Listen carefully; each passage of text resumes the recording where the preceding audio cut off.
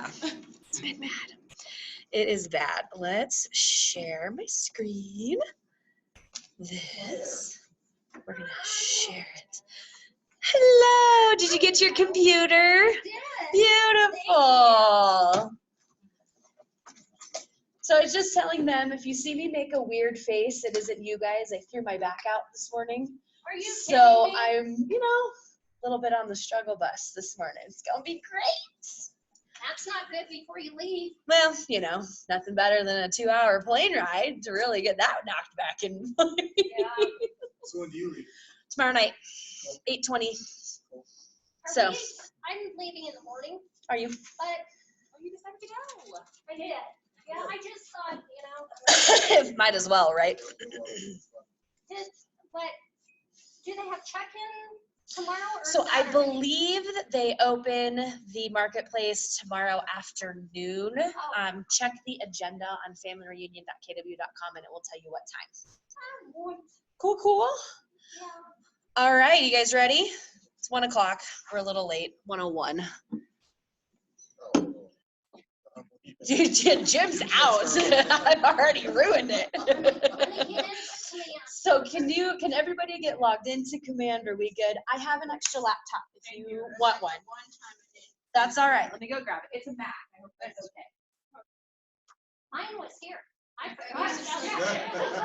I thought that on the way out, and I thought, I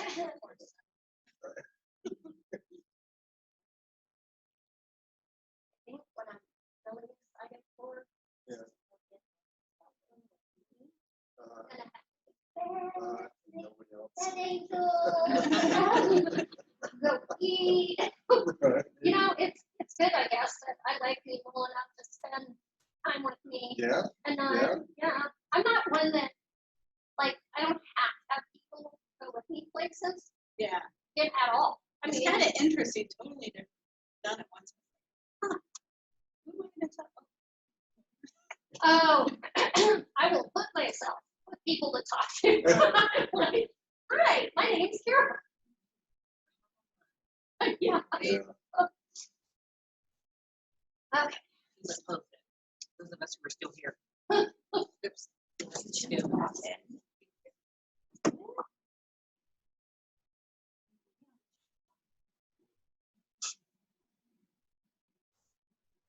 Everything going good? Yeah. I think it's going well.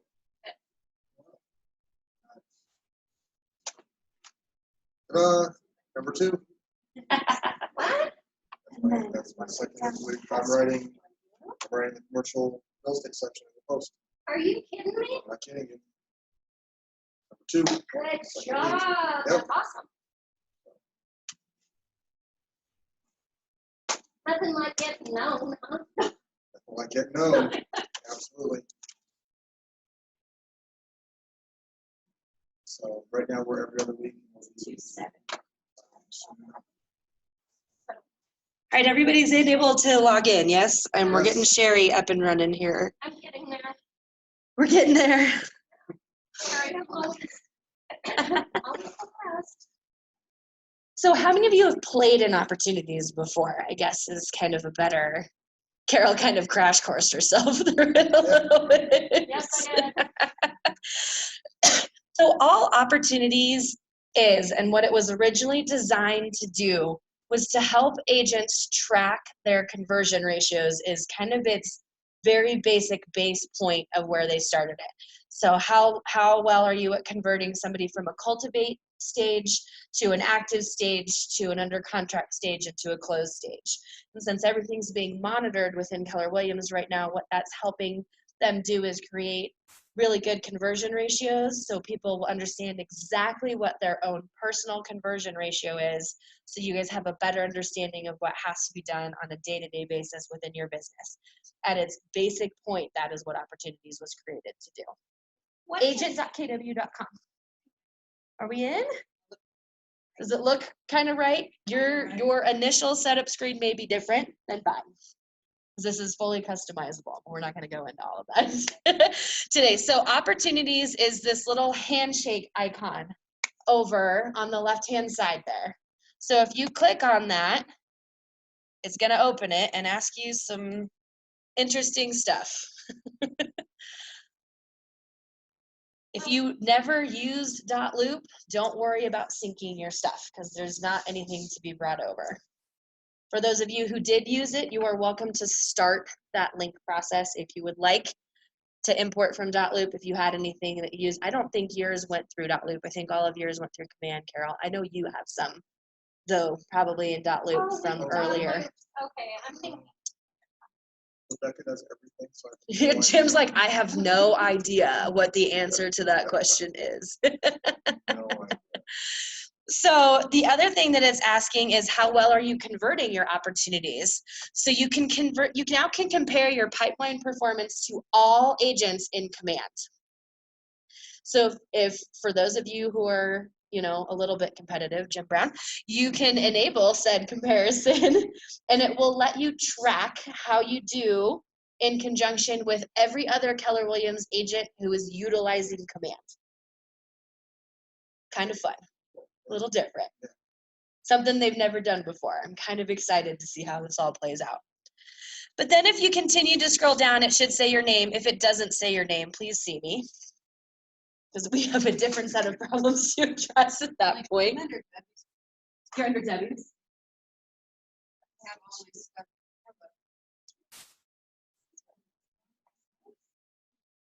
ahead and lock yourself back in. I guess, because this is Patricia's old laptop.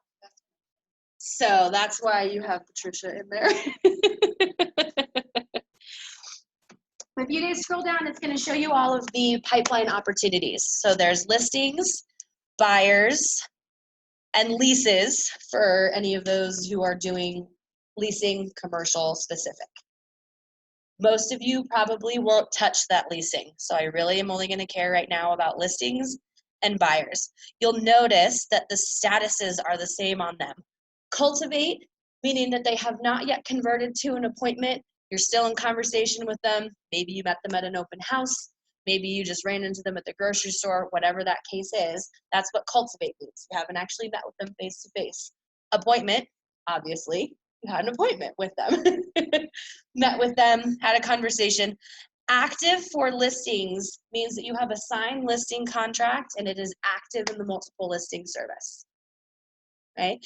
Active for buyers means that whatever you choose for that active to be, Debbie and the team and I here all recommend that they be through the pre-qualification stage with a lender and able to look at homes to be moved to that active portion.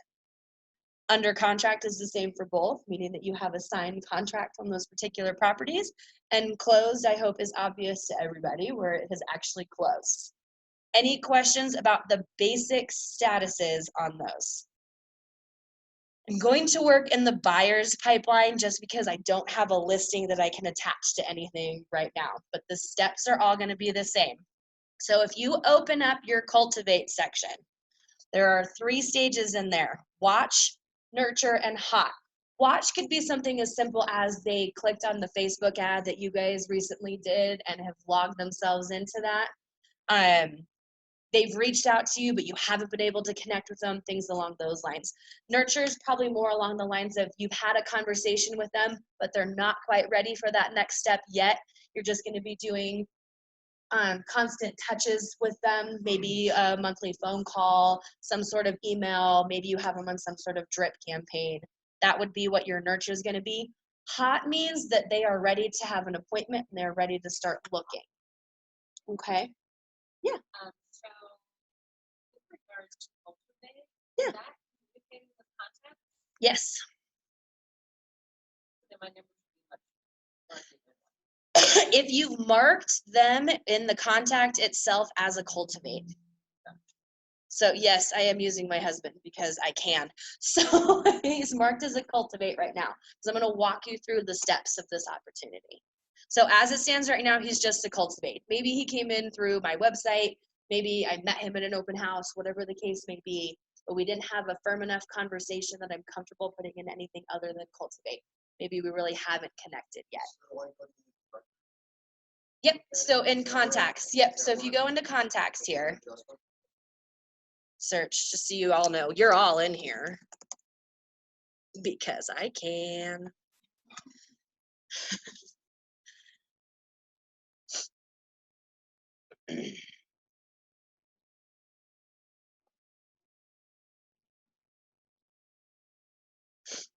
Where did they move it to? Oh, I know why. You have to start an opportunity now.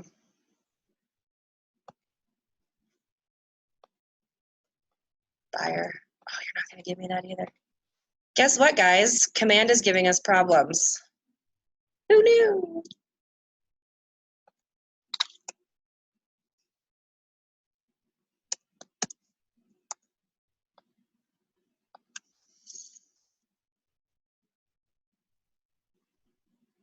I want to add him to a smart plan. I want to add him to an opportunity. Where did you move that to? What if I add to sales pipeline? What does that do? There he is. Add to sales pipeline and edit. So when you're in your contacts, click on the little pencil. Scroll down a little ways. There's a mark as lead or add to sales pipeline. And that should move them directly to the cultivate stage, depending on how you have them listed in your contacts. If they're a listing contact, listing lead, or a buyer lead. Say that one more time, so you check whatever. So edit, check add to sales pipeline in the contact edit itself. So if you're in a contact, there's a little pencil. Oh, yeah.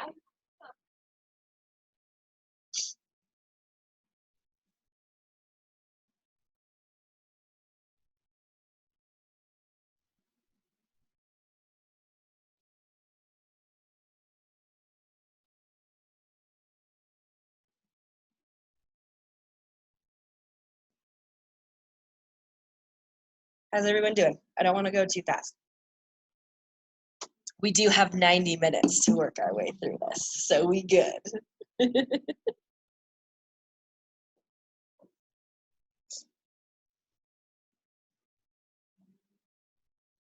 Did not saving for you? Did you get it? I just locked myself out.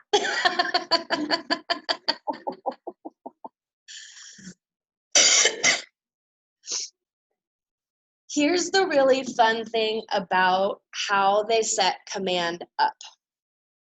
Let's say you mark it as add to sales pipeline and it goes to cultivate, but you've already had an appointment with them and they've already been pre-approved and they're ready to start looking.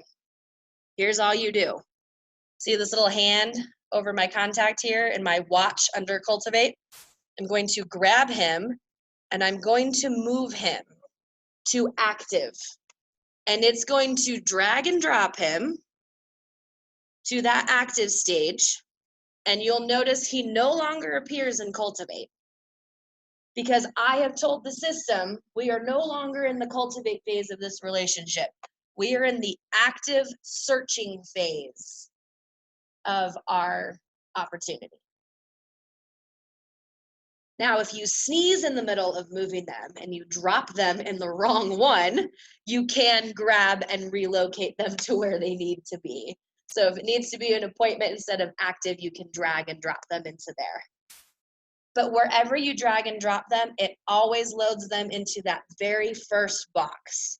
So it will always, if I drag it to active, it's always going to bump them to searching. Even if they're already in the negotiations phase of active, it's just going to auto drop them in that first box there. And you can have as many in here, obviously, as you need.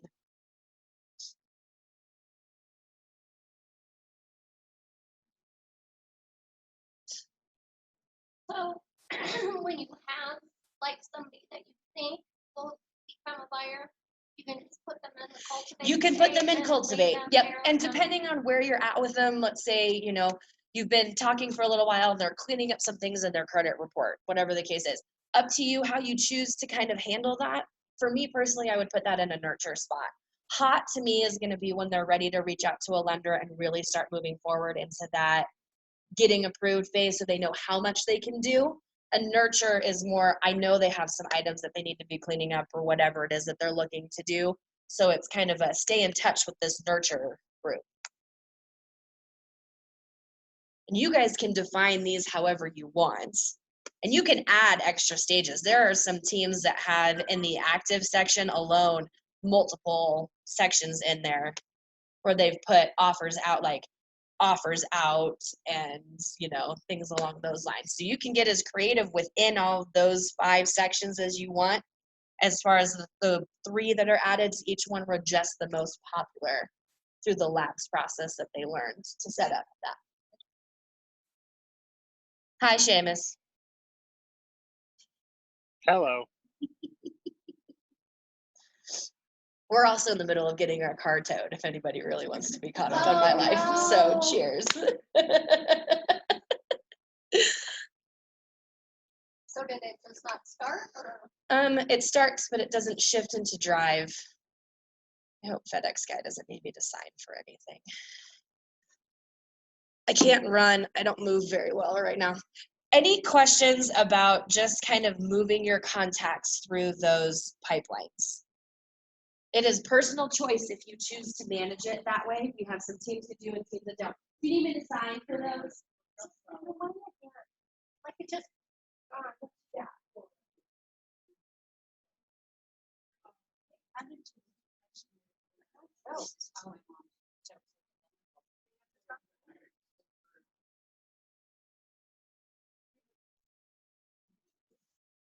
Thank you.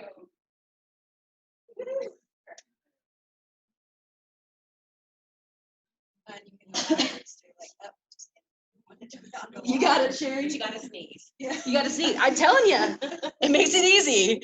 And if you're not sure where they end up, just click on those 5 tabs and it will show you. And then you can drag and move them back to wherever they need to go. All right, so let's get them moved to under contract because that's really where we're going to have some fun here. Will you? You're being ornery. Move to under contract, please. So now let's say we've got them moved into escrow. When you open up their contact card, you'll see that all of these tabs have now kind of started to come to life a little bit. So now there's documents, offers, any notes. Commissions is still blacked out because we haven't loaded any documents yet. And then timeline is a functionality that they're working on getting operating to its full potential. But it will track how many days they've spent in certain sections so you can really start to get a good look at what your business actually looks like. So we're going to care about 2 tabs today, and that's going to be documents and commissions. Now, we do not care how you write your contracts. If you want to write them on paper and pen with ink and carbon paper, you're welcome to do so. Just make sure it's legible and scanned in so we can actually see them. Do you guys know what the division of real estate rule is when it comes to when contracts need to be turned into your brokerage? 48 hours. After what? After what? After everybody signed it.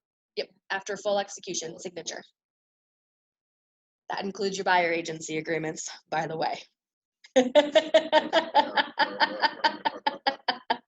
worry, I'm probably in the same boat as you are. It'll be a week. It's like, oh, what?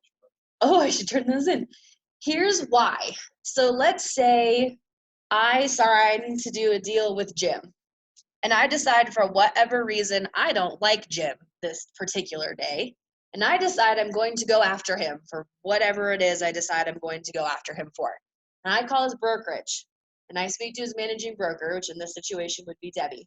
If Debbie does not have access to the documents, the paperwork that have been signed by all of you, she's kind of a little bit in the dark, and it makes it a lot harder for us to fight on your behalf to figure out what Crazy Pants is doing in the corner. So it is always better to have that stuff in there. Not necessarily submitted, but at least loaded in there, that if we do pull up all of the documents associated with a particular agent, we might be able to find who it is that they're looking for. So is Rebecca populating all of these documents that we're all? She should be. She should I be. have one under contract, so like, oh, look, I have documents, but I know I didn't. You have a great TC. I do. Allow this to be another plug. that you do not have to be great at everything as a real estate agent. We have amazing people that we partner with that can be transaction coordinators for you that take all of this away. National Association of Realtors did a study. It is about 50 hours worth of work time from when you meet somebody to the closing table. 10 hours of that requires the involvement of somebody with a real estate license, which means 40 hours of that time is spent doing paperwork.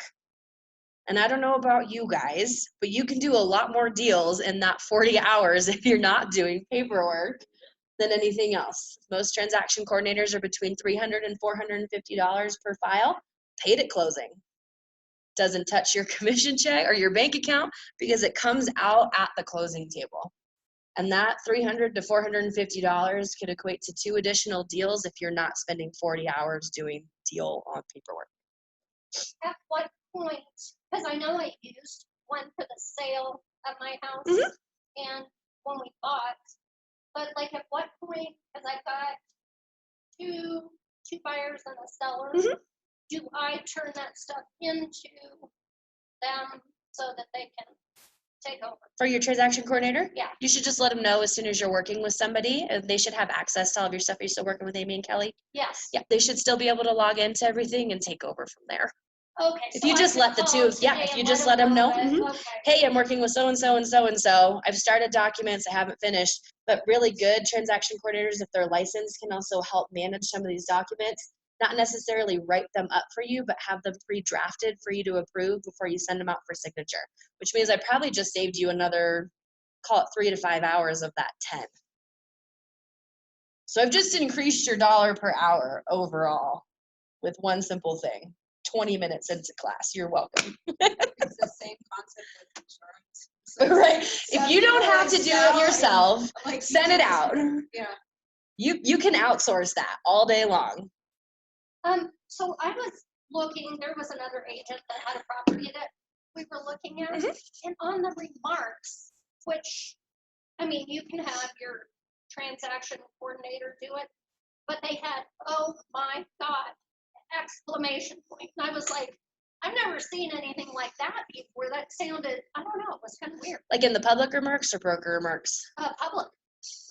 There's really not any sort of hardline standard when it comes to what is in there.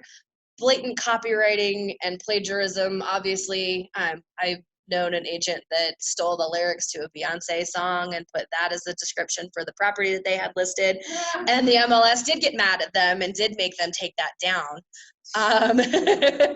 But, you know, some people are very creative in their marketing. It's the agents that are wearing inflatable T-Rex suits and posting photos of the properties to get attention, things along those lines. If you're offended by it, you can report it as Oh, it didn't bug me. But I was offensive, just but thinking, yeah. A couple of my clients, I'm like, I don't know that they would, you know what I mean? Like, people take things Some differently. people, yeah, and so it's just, you know, be cognizant of who it is that you're working with and know that while you might find it funny, not other people are going to find it funny. It's, you know, we live in a society of easily hurt feelings, so bear that in mind. Cheers. I think that's the most politically correct way I can state that. And since I am recording myself, I probably should behave. Oh. Whatever.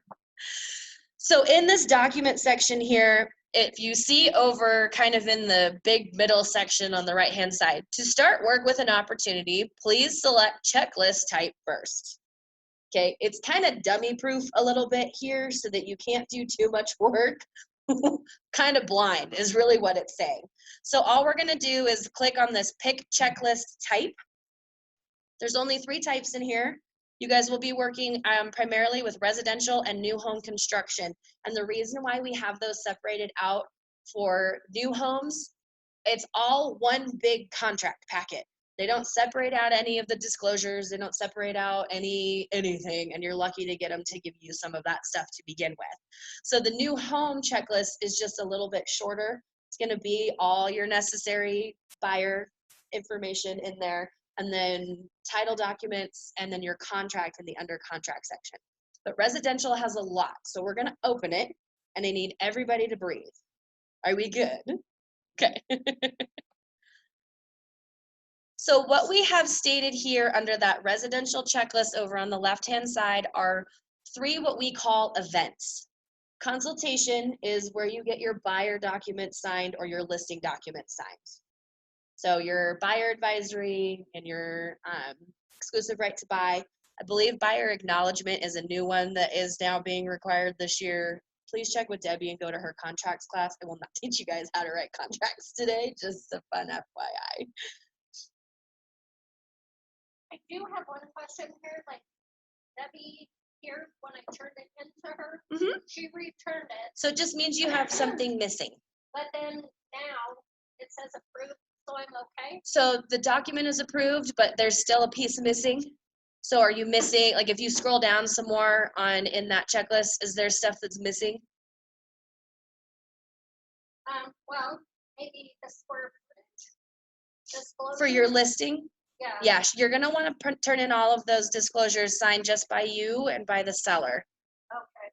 That way it's to make sure that they aren't fiddling with anything after it's signed.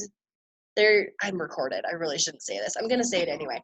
The reason why we have you guys print your MLS under contract sheets is people used to, and they have it in a while, and I don't think they are anymore, but it's happened in the past, where once the property goes under contract, before they switch it, or even later, they'll change how much they pay the buyer's agent.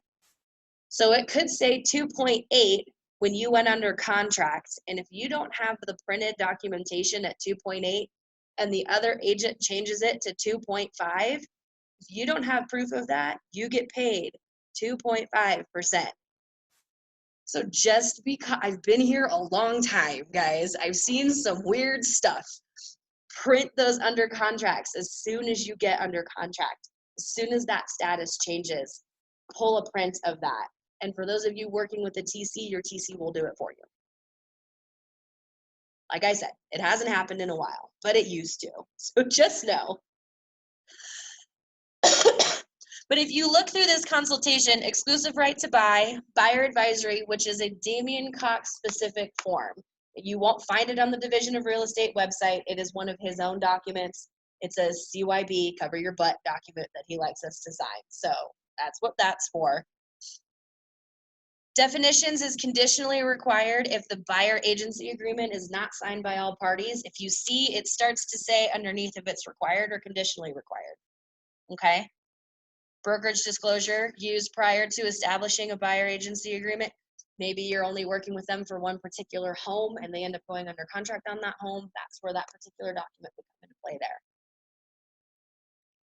If it says commercial, you don't need it, but we're having a hard time getting a commercial checklist up and running. So just an FYI, cheers, here you go. If it says commercial, you don't need it. I know it says required, but if it's a commercial deal, don't worry about it. If it's not a commercial deal, which for most of you, it won't be. Yeah. Yeah, if you have them signed and you want to add them, go right ahead. Add away to file. Right here? Okay, now Yes. So I guess in my mind, I thought add to file. I actually get the document itself. I will show you where we're going to go do that in just a second. Yep. But add file means that you can load up a PDF document, download it. For people who use CTME, that would be how they load it through here. For those of you who write through DocuSign, which I'll show you guys how to sync all of that together here in a minute, you can link through your DocuSign account. You should come over to the dark side. It's really cool over here. I know. It's going to be the same thing for under contract here. So there's going to be a lot of required documents here. Then as you get farther down, conditionally required, things along those lines. Disbursement authorization is loaded by yours truly. And once your file is complete, that will get loaded. And then same thing with closed. Your closing packet, sold MLS, and copies of checks if they provide them to you. Some do, some don't. It depends on the title company. And sometimes they'll give you a file disbursement sheet, but it isn't required anymore. Questions on those checklists? The only difference, what's that? It's not buyer. Then I can throw Let's see.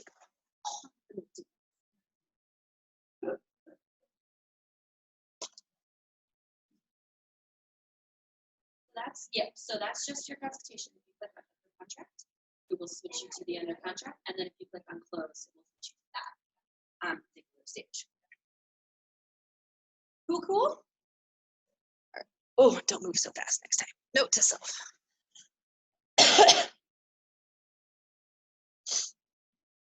If you guys want to sync your transaction,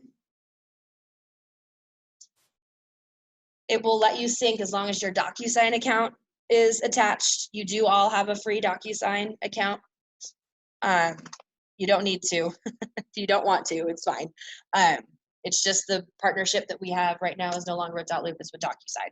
And it's just synced through command. But you can hit go to transaction, and it's going to take us to DocuSign. If I remember my login, I will show you guys what DocuSign looks like in a perfect world. You know it's bad when it hurts to cough. Come on, baby, you can do it. Now, DocuSign is a little bit different. We have a very specific product with them called Rooms. I don't know why it's called Rooms. We're trying to get them to rename it, but so far Debbie and I have been unsuccessful in getting them to rename it. If you link to it through command and through that opportunity, it should take you directly to Rooms. If you just go to DocuSign.com, you have to hover over your little person in the corner and hit switch to Rooms. It will switch you to this setup here. Okay. So here I am in the room attached to this particular opportunity. Okay. If we need, I need to move my lovely face somewhere else. I started an exclusive right to buy, but let's say I started this a while ago. I know this one says January, but let's say I started this last year and they redid the document. All we're going to do is hit add, DocuSign forms.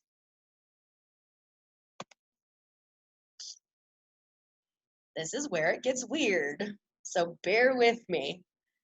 DocuSign forms library is where you want to be. It will auto default you to that.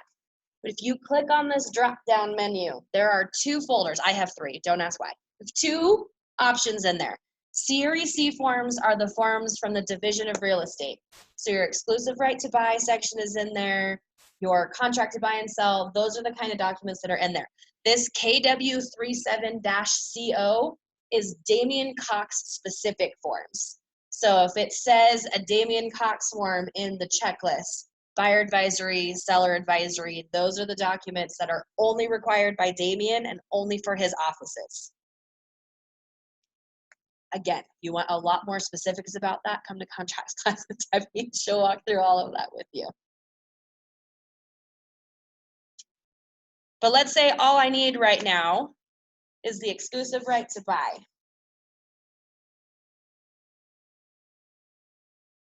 How you doing, Electra?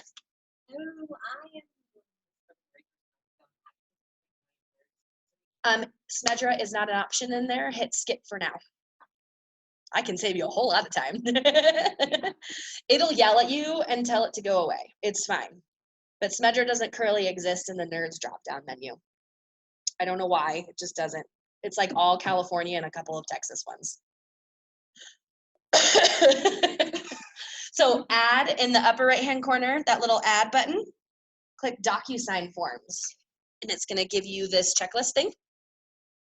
And then in the select library, the second drop-down, I am in the CREC Colorado Real Estate Commission forms. They're all in here alphabetically, okay? So amend, extends, agreement to revise, I mean, you name it, guys, it's in here.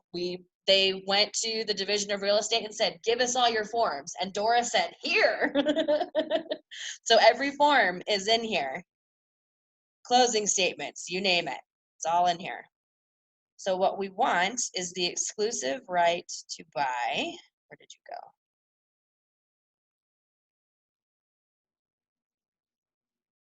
that at the very bottom?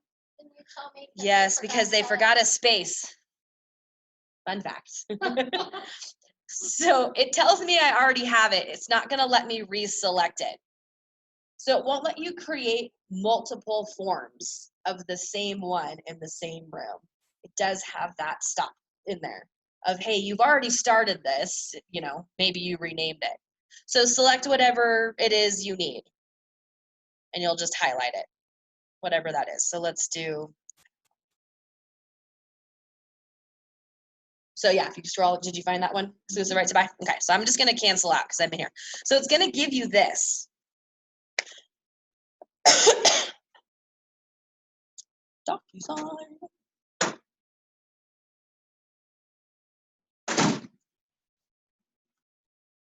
So you can start clicking and filling all of this stuff out. Add in today's date, multiple person firm, things along those lines. For the specifics on what needs to go into all of these boxes, contracts class with Debbie.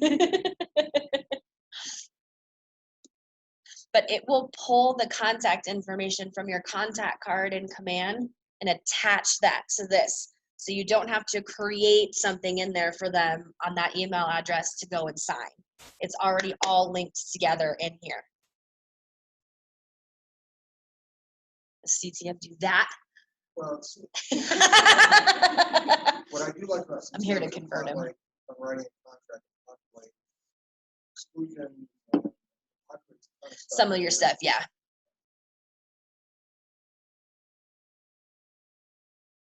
Let's say we get interrupted and you have to save and close, you can save and close it out. But then your other actions, you can reach out to DocuSign, you can view the signed certificate, all of that information is in here.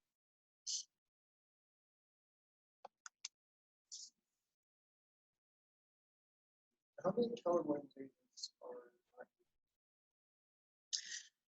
That one's hard because CTM started as a Colorado only company and then was purchased by somebody in Ohio. Right. It is not as big out there beyond Colorado. Dot Loop was the big one. Texas, California, a bunch of the East Coast. New York was kind of the only one, but New York doesn't have a lot of its stuff in one central housing. They don't have a centralized multiple listing service. It's very bizarre.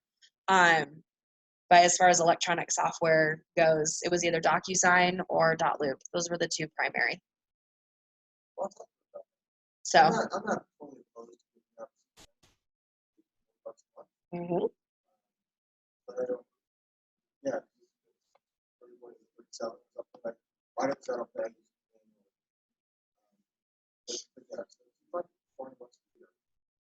Yeah, it adds up fast, and they keep increasing it. Yeah. So back when I started in 2012, I think it was $11 a month to have a CTME account.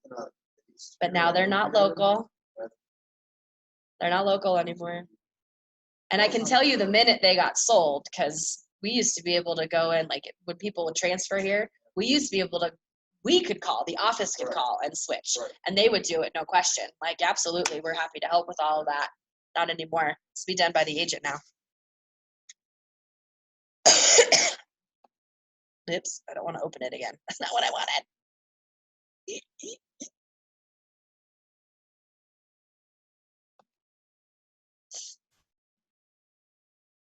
When you're ready to sign them, sorry, it's really slow today and I don't know why.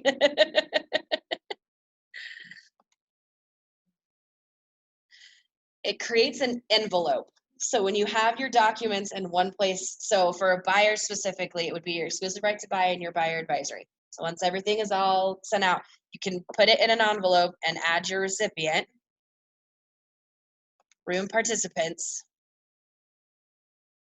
Because everything is attached to me right now, I created a card to Seamus with my email address. It's saying this is who's active in the room right now. So you could select one, add selected, needs to sign,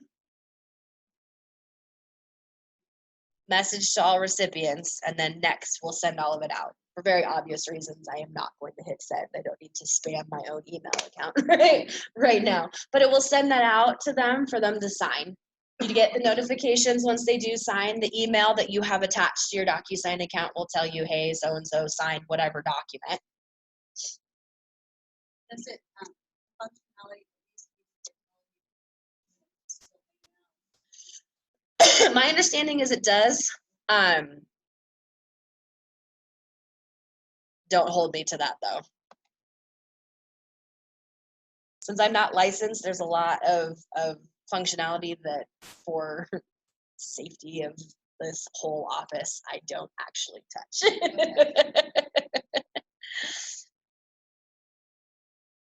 Now the drafts, because I had a few of them, and I deleted them out because I didn't end up, when I was trying to learn, Mhm. I created all That's all kinds of right. You can drafts do and that. stuff. But then I deleted them. Is that okay? The ones I didn't do? If they aren't filled out and they aren't signed, if Yeah. DocuSign allows you to delete them, yes. I believe the minute that they are signed, the best you can do is archive. Yeah. But yeah, unsigned or just, fiddle with contracts, you should be fine until there's, as long as there isn't a signature on Yeah, there. 'cause I created like 6 different, when I was playing around with it, trying to do it. I'm like, Yeah. are you kidding me? So once you have all of those in, again, I don't care how you guys do your contracts. At the very end of the day, as long as they are legally done and legally signed, you're good. It doesn't matter how you do them. But then you have to come in here and you have to load them. So add file.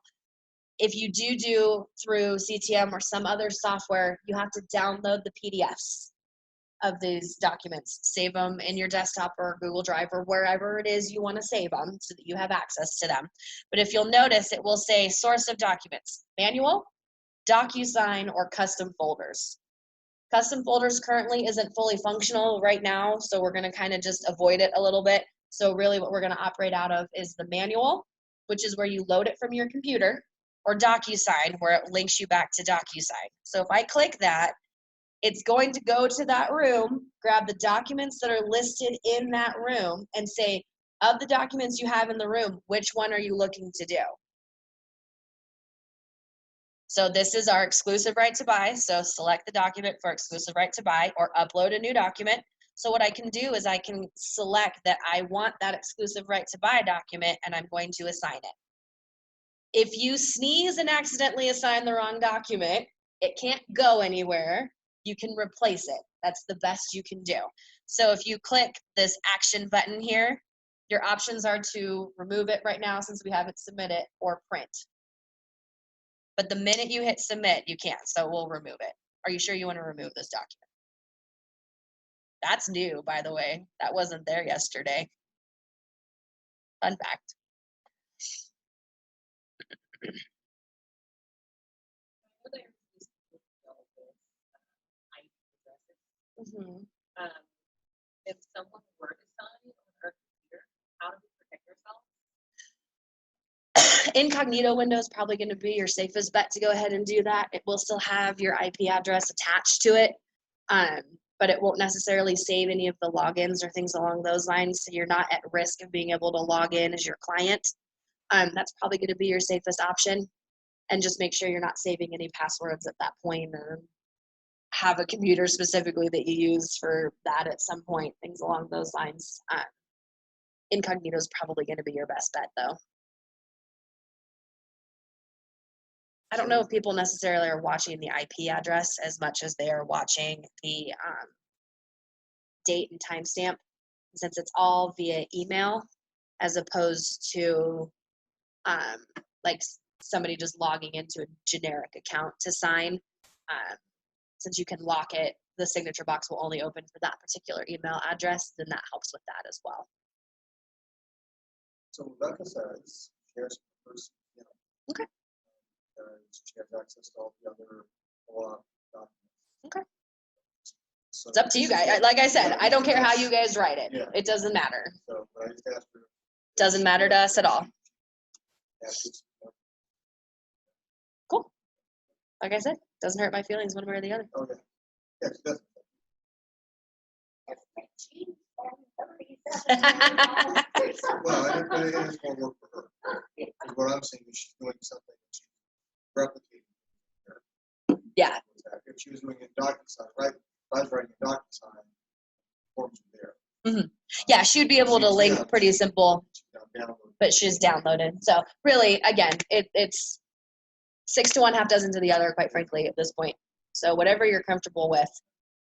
We had a hard time, Dotloop did not take off very well here because people had used CTM for so many years. Because once you find something and you're comfortable with it and you understand how it works, we found that when we were teaching new agents how to write in Dotloop, they didn't like CTM. They thought it was cumbersome. They thought it was clunky. They didn't know how to navigate around. They didn't like that it only required one email address. Like, when you don't know any different.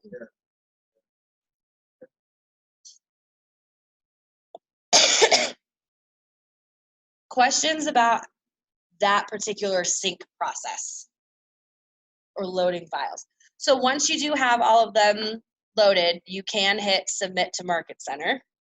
I'm going to do it, and I'm going to log quickly into the command side of everything and clear all of it out so Stuart's not like, what on earth is happening over here? But right now, you'll see that it just says open. And all this means is that you've opened a checklist and loaded a document. It doesn't matter which document. It just says, hey, we've noticed that in this particular checklist, you have something loaded in it. Whether or not you sneeze loaded it or whatever it is, it's just going to tell you, hey, there is something in here. Notice that we don't have anything down on these two because there's no documents loaded into that just yet. We can, if you guys want to see what Command Market Center looks like. What are you? What are you? Go away. Oh, you're not gonna let me do it. Fine, I'll show you later. So let's say we do have all of our stuff loaded. So we're gonna go ahead and submit to the Market Center. And it's gonna ask, are you sure? Yes, you're sure. Debbie, Stewart, and I all operate under the same process that we would rather review your file a few times and have access to everything that's in there and be in communication with you than have everybody be in the dark.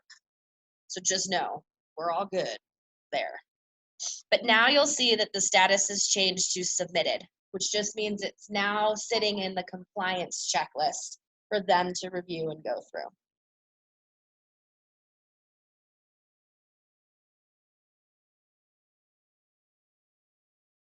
Oh, you're gonna make me do an offer.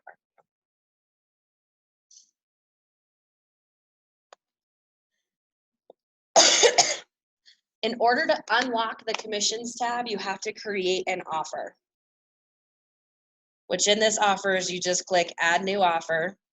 And what do you want to call it? I don't care. If you write it in CTM, you can name it after the property address, whatever the case is. So we're just going to call initial offer. Name it whatever you want. You're not going to hurt my feelings at all. And it's just going to start asking you for some information about it. When did you put the offer in? When is it supposed to close? If it's a KW listing, theoretically, KWLS is syncing properly with everything. In 8 years, it hasn't, so I'm hesitant to tell you guys to go search. But let's just say we're looking at 1234 Main Street.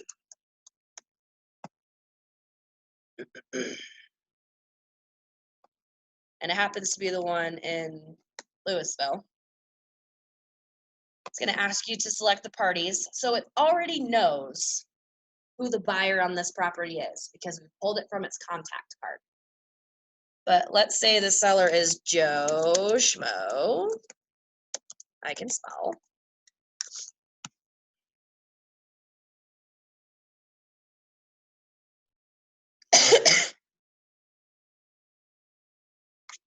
We are pre-approved and pre-qualified.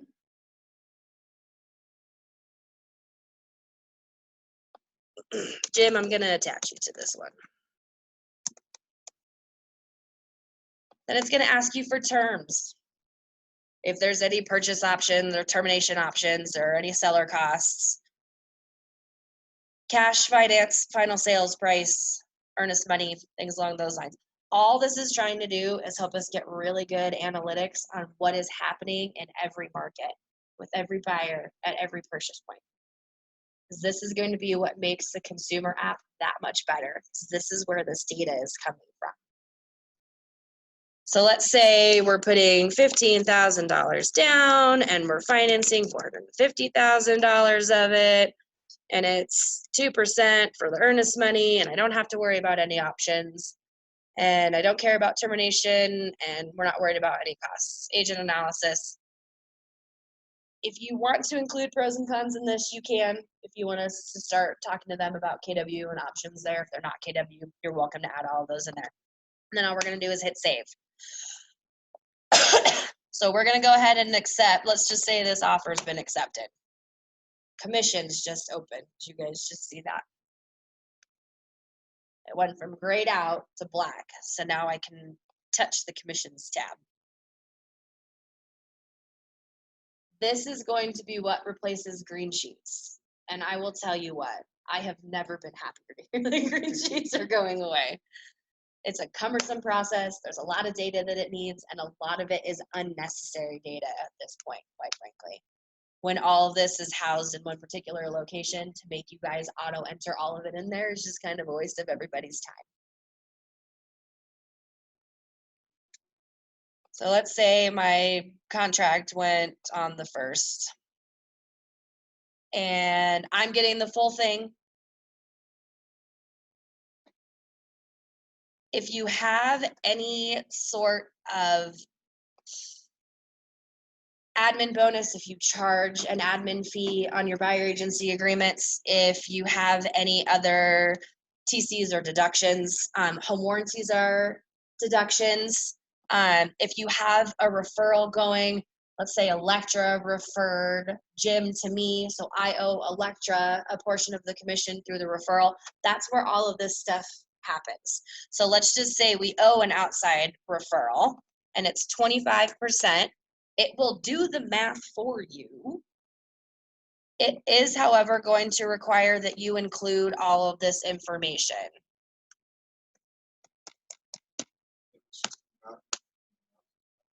Mm-hmm.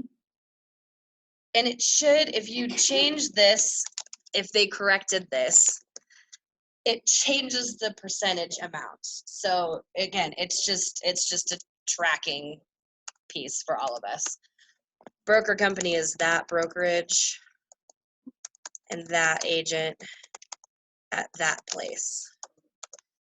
I know that guy, right? Everybody knows that guy. 303. Like, how much is a referral? Depends. Negotiable between the agents. Well, how does that, I mean, when, like, okay, say I called somebody and gave them the name of somebody, and they asked who I was, and I tell them, then, and there's nothing negotiated, do they do that once they get the listing, if they get it, or? The sooner you get something in writing, the better off you are. Most referrals are 20 to 25%. Occasionally we see a 30. If you work with a relocation company, they want 50 to 60 to do quite literally nothing. And correct me if I'm wrong on that. But again, something documented and in paper is always better. You can usually see it. So you have some, you call me and you say, I've got this person moving to Colorado, take or ask what to work with them, referral fee. Yes. How much? 30%. Okay, cool. So when it gets to the point where the deal is when you're getting ready to start working together, you're going to send me a sheet that says we have a deal 30%. There's a standard format right there. Yeah, and if you ever need it, just call or email me. Right as you start working together, that's when you solidify that. So, but yeah, do it before, not after. Because they can come back and say, well, we never agreed to anything before, and CYB, cover your butt. Well, and I did, like Barry, when I was in Illinois. Now, Barry does his differently. He does his through an online referral system? Did you go to his CREC referrals or however he I handles that? just called him. Okay. And told him. In-house is usually a little bit easier. When you're doing out of house, especially out of state, it tends to just get a little bit trickier. I'd love to say that people are scrupulously honest and are always going to do what they say they're going to do, but you guys have been in real estate long enough now to know that that's not always the case. It is just better to get something in writing. Even if you verbally agree to something, a verbal agreement is only as good as the paper it's written on. Yeah. And that sounds really harsh and it sounds really cruel, but it's, and unfortunately, in the day and age that we're in right now where people are suing everybody for everything, it is just easier to have something right now. Here's the other thing I will tell you. Watch the expiration dates on those referrals because most of them are only good for a year. You guys can negotiate a longer term if you want. And some people will still pay out on an expired referral because they understand that they never would have gotten that deal had it not been for that phone conversation. But understand that if it hits a certain point and it's past that year, they're not technically legally obligated to honor that referral if it closes or continues to push past that 1 year point. It's helpful to track all of that, just to be honest. If we had it happen to an agent here a couple years ago where they did lose a referral because they weren't watching the expiration date, closed about 4 months after the deal closed. And they fought tooth and nail to get the referral. And the agent on the other side was, I'll pay it just to get you to leave me alone, essentially, but I am under no legal obligation to pay since it was like 4 months after that expiration. So just keep an eye. Dates matter in every contract, regardless of what it is. And there comes a point of no return. So monitor that point of no return closely. Debbie loves you, but there's only so much she can do. I need to, like, cover then, as you know me, it's like, yeah, I trust the world. It's all PG, as apple trees. And I am very much wired the same way. I have seen too many of the people that I care about, that I have worked with, lose out on things along those lines because they didn't have anything in writing or there wasn't really good follow-up or anything along those lines. Unfortunately, it is just the nature of things right now. A gentleman's word is not really what it used to be, even 15 years ago. It's just changed. And you guys are fortunately or unfortunately lucky enough to live in we're now the third most litigious state in the continental US. It's California, New York, and then us. Yeah, Texas's contract to buy and sell is like 4 pages long. 4 pages, guys, 4. Every single clause in your contract to buy and sell is from somebody suing somebody over something stupid. Like, that's how those clauses get added. The more you know. California, Colorado, and New York. We have a party. So we put in our outside referral to that brokerage at that place, okay?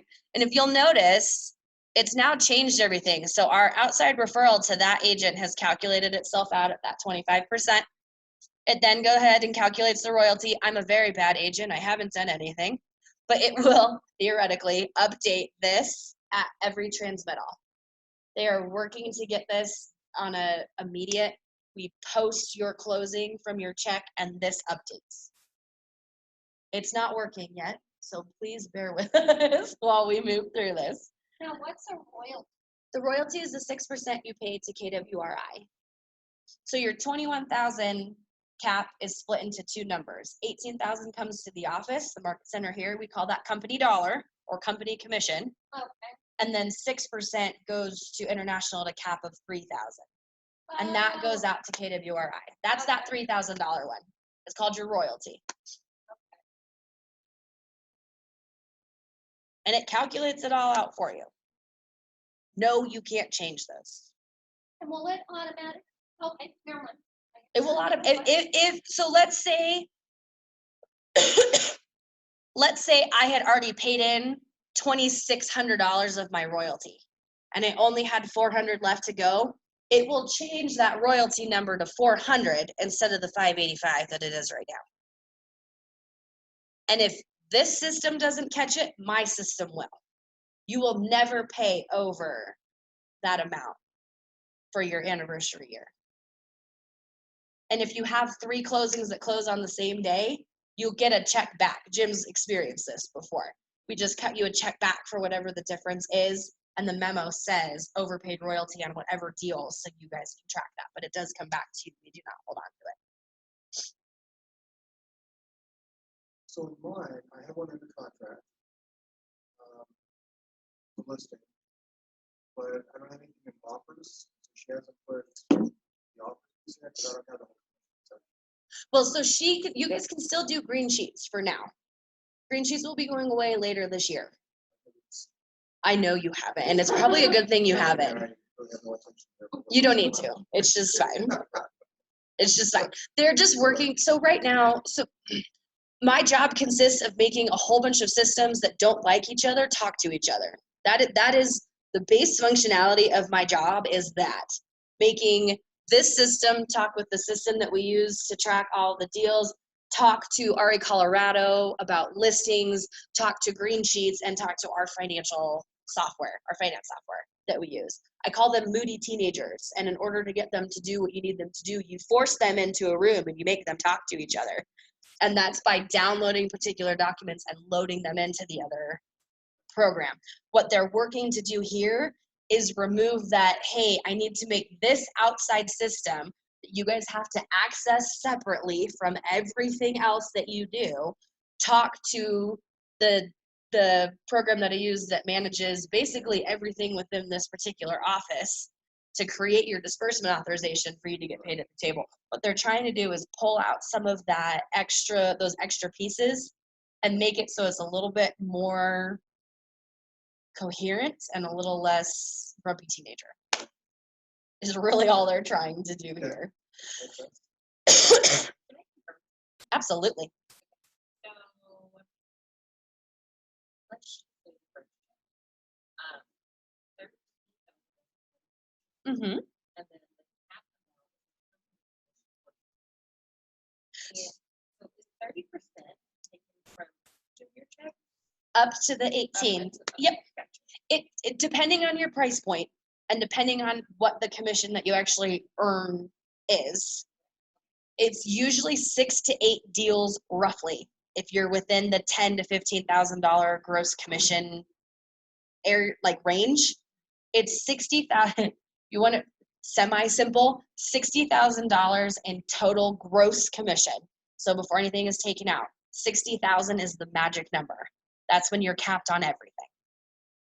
So that's when your 30% is gone, your 6% is gone. It's that $60,000 is kind of the happy spot, if you will. So you could close a huge deal, get a $45,000 commission check, and only have another $15,000 left in order to hit your cap spot. We have an agent that manages the backcountry custom homes collection, and she caps in 2 deals. Because that's based on the amount that she brings in, her average commission is $28,000.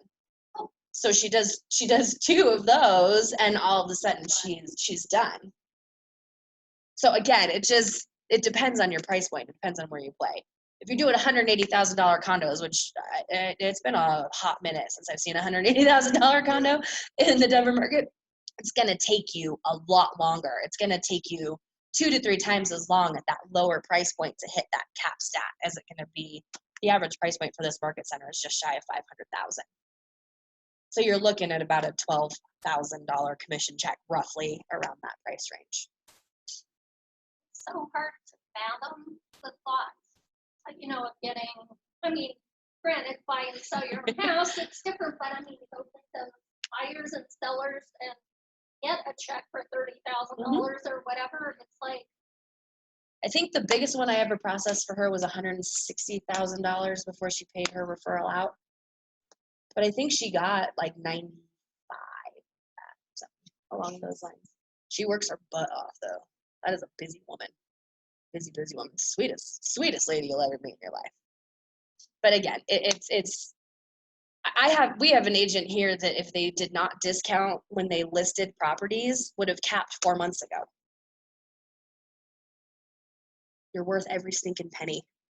Charge it. Be okay with it. I say that in all of these classes, by the way. What's like average commissions? I think the average for us last month on everything that we had come in was about 13.2. It's rare that I see anything lower than $4,000, to be honest. It's been a long time since I've seen something below. I have some people that will do transaction broker type of stuff where they just write the contracts and they may only charge $2,000 in order to do that. Here's the word of warning that comes along with that. Your E&O insurance deductible is $2,500 hard. They're not going to say, oh, since you only did paperwork and you only got $2,000, we'll only charge you $2,000. No, it is a hard line at $2,500. So just make sure that if you do that, you're aware that you are going to have to come up with whatever the difference is if you do end up having a claim come against you on one of those properties. Again, you're worth every penny. It is expensive what you guys do. Be okay with it. And understand that the public is getting its first real dose of understanding a cost benefit at this point. Opendoor and Zillow and these guys that are coming in and saying they're low fee, and then all of a sudden they show up at the closing table and there's another 10% hidden on the back end of the sale of that property. They're starting to realize that if it sounds too good to be true, it probably is too good to be true. That's why Trelora really doesn't have the foothold it has anymore. They lost a lot of ground on that. So be aware that you are working with a highly educated public. It's probably been the first time in a really long time that the public has been as educated as it has been about the home buying process. And a lot of that just has to do with the internet.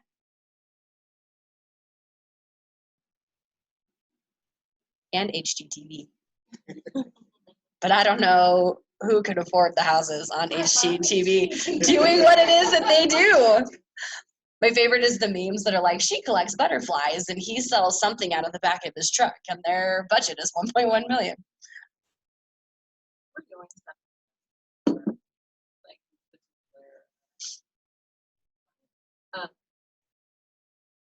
would that be included on this transaction?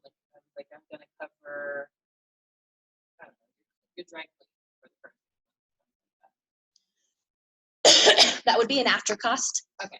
Unless it's being paid directly at the closing table, you would be responsible for tracking that outside. Home warranties are big ones, and we will pay a home warranty company out of closing. Here's what can't be paid at the closing table out of your commission. You cannot pay your client directly.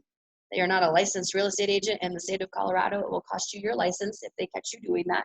So they can end up on the disbursement authorization. If you're offering some sort of concession, a broker concession, it is an automatic reduction in commission. So let's say I told Seamus, we're working together and I'll credit $1,500 of my commission towards closing costs. This commission total is now a flat fee, not a percentage, and it's now $1,500 less than that 13. Does that help a little bit? Yeah.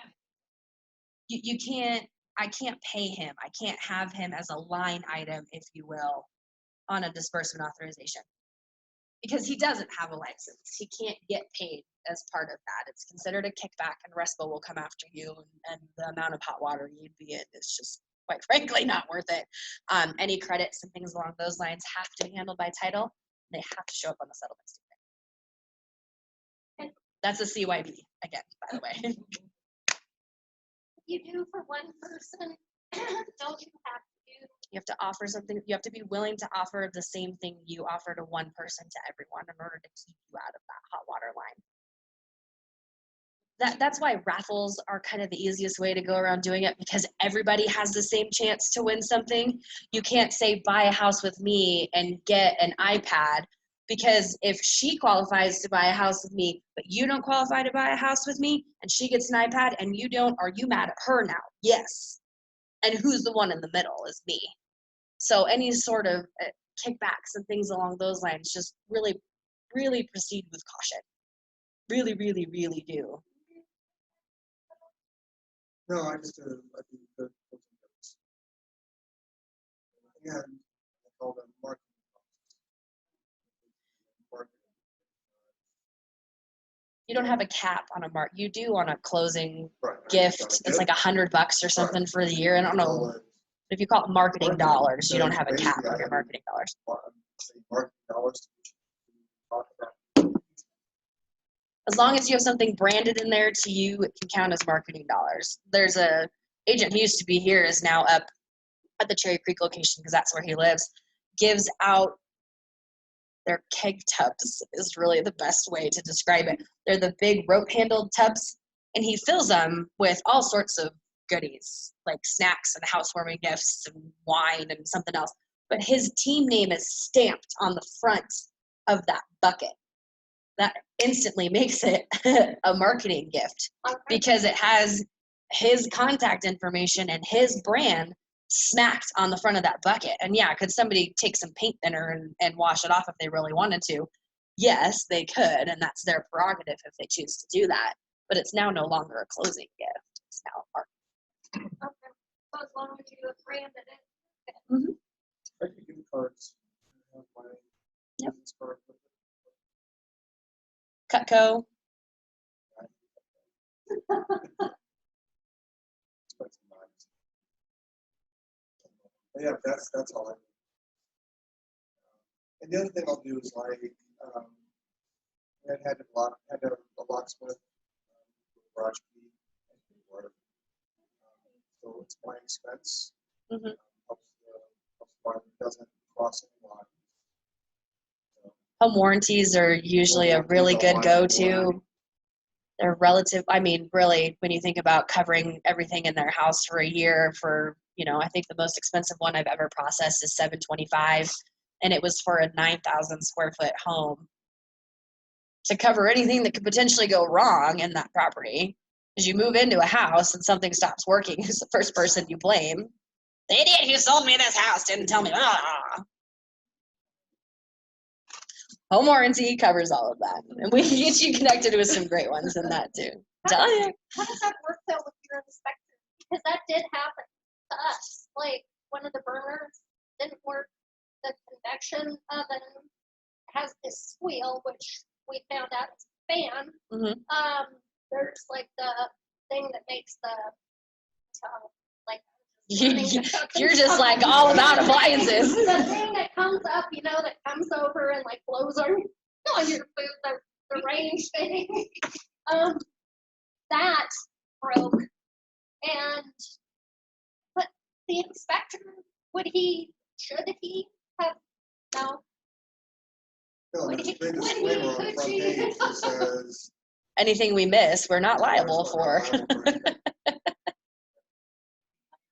but then you can't go back. Like, I did talk to somebody about a home warranty, but I hadn't purchased it They're yet. not necessarily retroactive, and you'd have read the fine print in your home warranty, Okay. and read the fine print in your home warranty. We didn't get one yet. I just wondered how it's like. Usually, it isn't retroactive. More often than not, it isn't. It's like pre-existing conditions for insurance. It's like the best way to kind of describe what that looks like is that particular piece there. But just understand, again, read the fine print. And make sure that if you are purchasing, there are some agents that when they sell a home in lieu of some inspection objection items will cover the home warranty for a year. Make sure that the buyers of the property, same thing, are reading the fine print that goes along with that home warranty. CYB, guys, CYB. Always, always, always. My last question. Yeah. If you're splitting with, you're selling a multiple, Same office or different offices? I'm gonna change the answer. That's why I ask. Same. So let's say you and Sherry are working together on that property. All we would do here is change it. So let's say I'm only getting 8,000 of this. I made it mad. Yeah. See, unable to submit. Total agent commits. Dummy proof all day long. So let's say I'm only getting 8.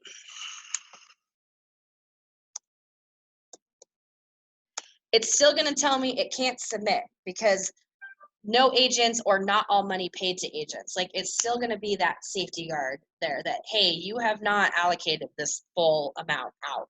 So understand that you are not going to be able, like, you can't even hit like submit's like, no, you can't. When you click add item, you should be able to add, oh no, it's up here. Add co-broker. So then we could add Sherry and say Sherry is getting the other whatever that dollar amount ends up being.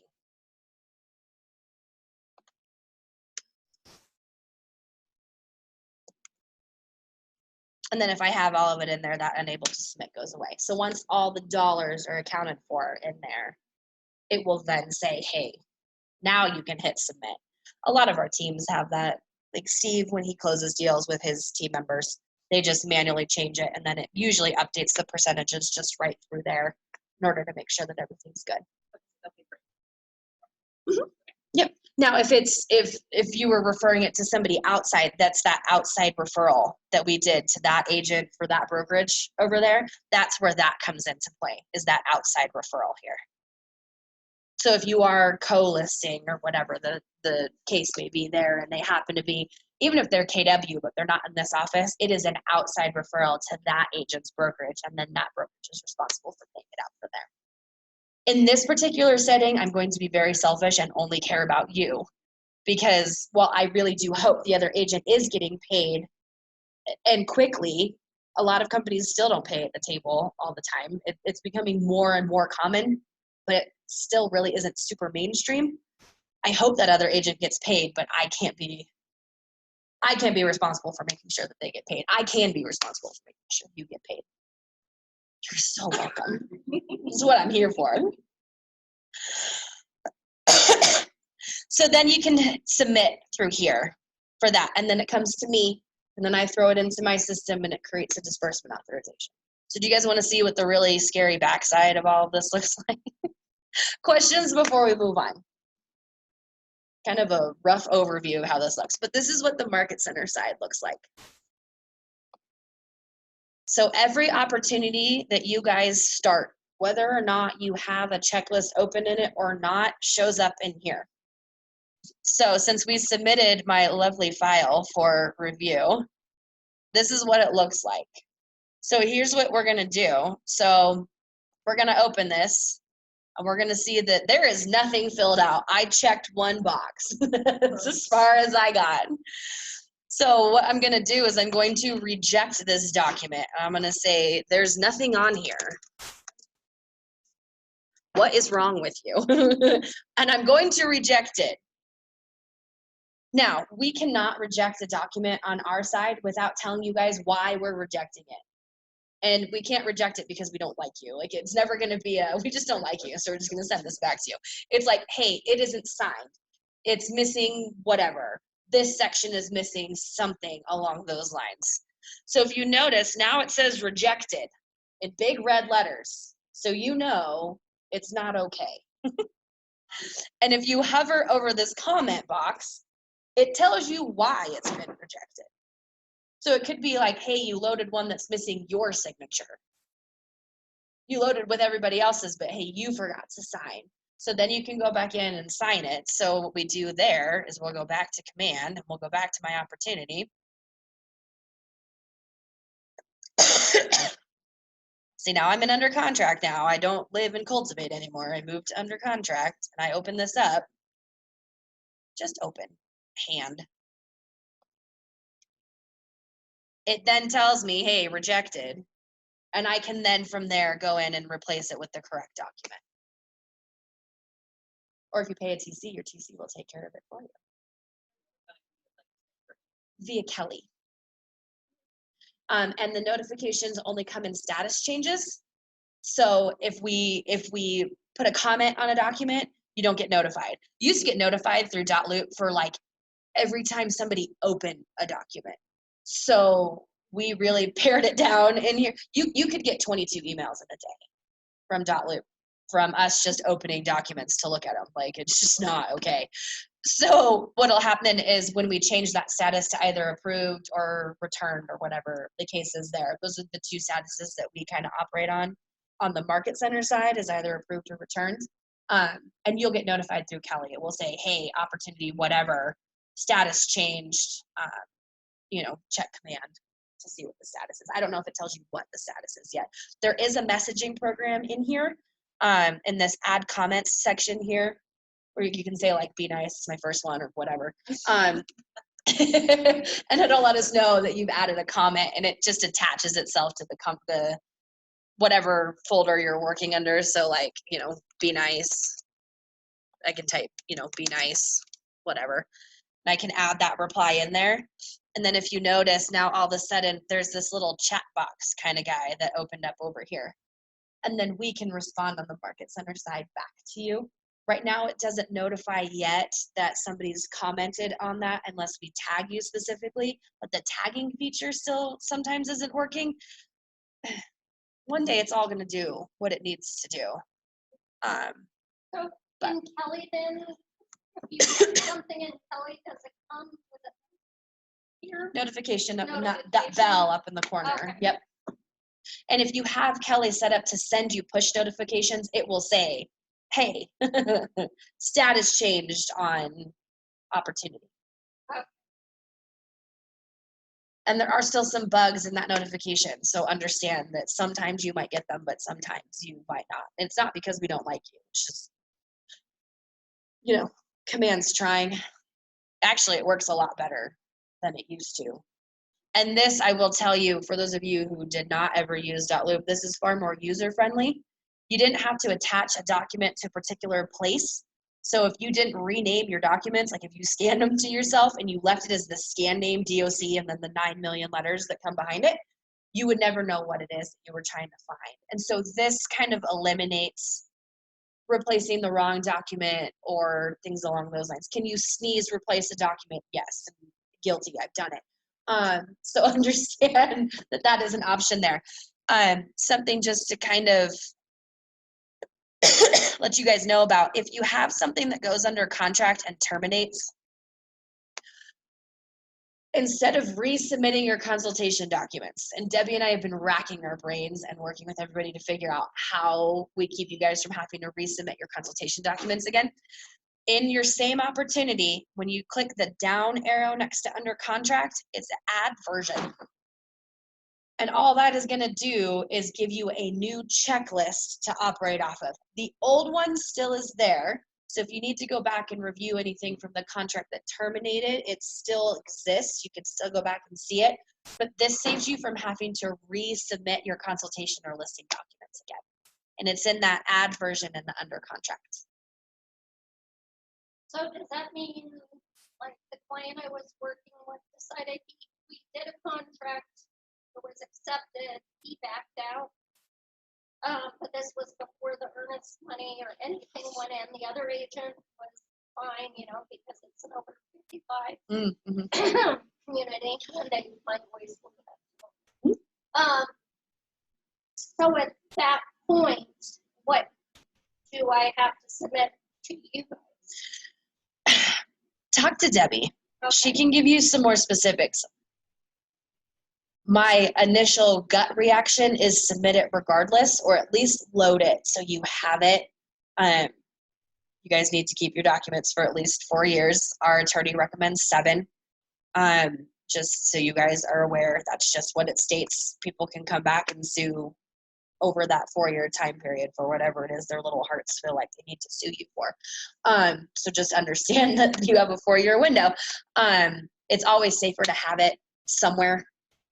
You'll always have access to these documents, and we'll always have access to them. Just remember that if you ever get in trouble and they take you, by default, they're also taking Debbie and the market center with you. So, do you do a termination? If you guys have agreement or met, something?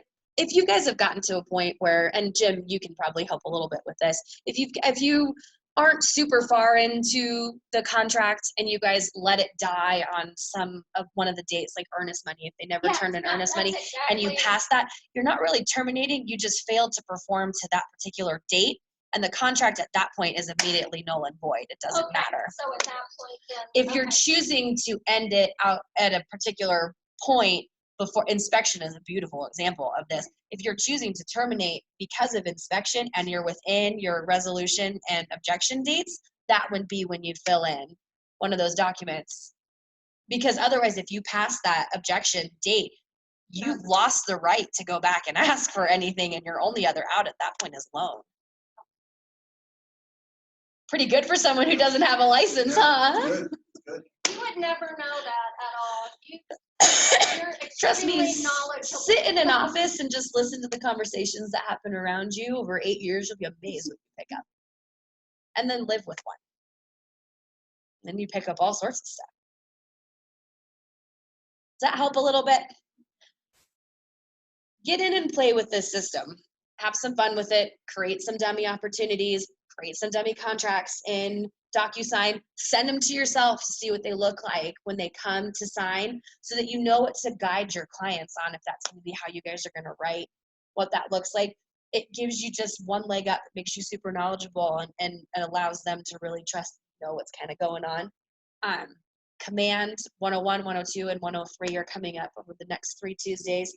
We did change the time. It's 11:30 to 1, so you guys can still make it to launch coaching. That was why we made that change. But Seamus is going to be going through some of those basics. So next Tuesday, this upcoming Tuesday, is basic setup, contacts, and making sure that the accounts that need to be linked to your command account are all linked. And then he's going to go into designs and smart plans. So you guys can start setting those up.